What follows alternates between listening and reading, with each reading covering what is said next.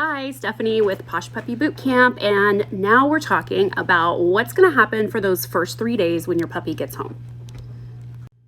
If you have another dog that you need to introduce your puppy to, it's best to do that through a gate or screen, something that allows them to sniff each other but doesn't allow them full access to each other. Not necessarily the kennel though. So if you've got a gate set up in your play area, it's best to have the puppy on one side and the other dog on the other side, and let them sniff each other and smell each other until they completely resign and get bored with each other. And then that's usually the sign that it's okay to let them be in the same space together and just monitor their behavior. If your puppy's had a time change from Central Time to one of the coastal times, you're going to want to give them plenty of time to adjust and be really patient with them. 1 hour or 2 hours to us can be a really long time in a dog's mind. So just be prepared for pretty much anything and lots of crate time in those first couple of days. Now, your puppy doesn't know its way around your house yet, and really he shouldn't. His only world should be his play area and outside, but it's gonna take him some time. He's gonna wanna explore every single square inch of his play space and his outdoor space before he feels comfortable going potty. So sometimes they don't go for the first 2 days, and that's totally normal. I recommend for the first little while that you carry your puppy from his crate or her crate to the outside area, and wherever you put them down first is probably where they're gonna go if they've had a chance to sniff out the whole area first. Time in the crate is what builds the need to go potty. So the time in the crate is so important. You kind of have to get over the idea that it's jail for dogs, or that it's somehow not kind to have them in the crate. Of course, they would rather be with you, so they might protest a little bit, but that time in their crate is really teaching them to hold their bladder so that when you take them out, they have to go potty right away. So if you're only putting them in their crate for 30 minutes or an hour, when you take them outside, you're gonna find yourself really frustrated because it might take them a really long time to go potty. Then you come in because they haven't gone potty, and then they go potty in their play area, and it's just really frustrating. So make sure they've spent enough time in their crate, whether they think they should or not, that they are going to need to go potty when you take them out. So what do you do if you take them outside and you've been out there for a good while and they just won't go potty? They go back into the crate, and give them at least 30 minutes, if not longer, to build up the need to go. If your puppy has a crate accident, the first thing you should do is pretty much just completely ignore it. Don't show any signs of major disappointment or anything like that. Just take the puppy outside and get somebody to watch your puppy while you clean up the mess and just start over. It's completely normal. And honestly, an accident in the crate is much easier to clean up than an accident on your floor.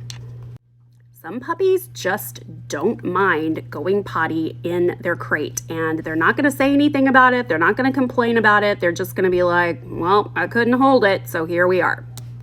And some puppies are going to holler really loudly if they've had an accident in their crate, and it's very stressful for them, and they just need to get out for a moment while you clean it up, and they can go right back in. You'll know how your puppy feels about potty accidents in their crate when you have your first overnight crate accident. It's bound to happen, usually about the time that you try to lengthen their duration of sleeping overnight, like on a weekend when you're trying to push them to 6:30 or 7:30 in the morning instead of having to get up quite so early with them.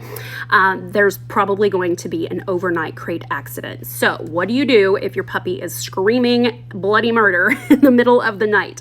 Well, that probably means that you have the type of puppy that absolutely does not like a crate accident. So peek into the crate. Sometimes you even need a flashlight if you don't want to turn all the lights in the house on. It can be really helpful. Take a flashlight, view the crate, see if there's any accident in there, and you can go ahead and clean that up and put them right back in there after giving them just a brief opportunity to go outside. But if there's no accident in your crate and your puppy is screaming bloody murder, it's important that you do not let them out of the crate. It is okay to let your puppy sit in their mess a little bit for whatever length of time you think is appropriate before you let them back out. So if your puppy has gone potty and starts crying at 5:30 and you're trying to push them till 6:30, put in some earplugs and let them go until 6:30. Chances are really good that the next day they're going to be able to hold it till 6:30. They're just adjusting to the new time. It takes a puppy 3 whole days before they really believe that they are in a safe environment when they have a transition. So your puppy's behavior could be really, really exceptional, or it could be really nutty, depending on their personality for those first 3 days while they're trying to decide whether or not you are a safe place. Okay, no matter how amazing you are or your environment is, they don't know that until they've had experience with you. So don't make any assumptions that whatever happens in those first 3 days is your fate for the rest of their puppyhood, good or bad. Just be as prepared as you can. So a few things that can help ease transition is a sound machine, putting a blanket over their crate. Have some earplugs, maybe some for the whole family, like really, it's a really good idea. Some Nature's Miracle can really be helpful. And pumpkin, it can ease a upset tummy really easily, just regular canned 100% pumpkin. A diffuser with some lavender can also be helpful. And have plenty of designated puppy mess towels that you have access to. I keep a big bucket that says clean on it in the puppy playroom with lots of towels, the Nature's Miracle cleaner in there, and I'm prepared. So I'm not running around looking for something. I know exactly where to go and which towels to go to. I even keep a separate bucket in my laundry room where the dog mess towels go so that no one makes any mistakes about what's happened to that towel. Now, I've probably just painted a terrible picture for you and you're like, oh my gosh, what is going to happen? I would rather your expectations be really, really low and have this puppy come in and just absolutely impress the socks off of you than for you to be completely caught off guard or unaware. Be prepared for anything and know that you are not alone. We do not cut off communication after your puppy goes home. So Michelle and I are here for you in that text thread every step of the way.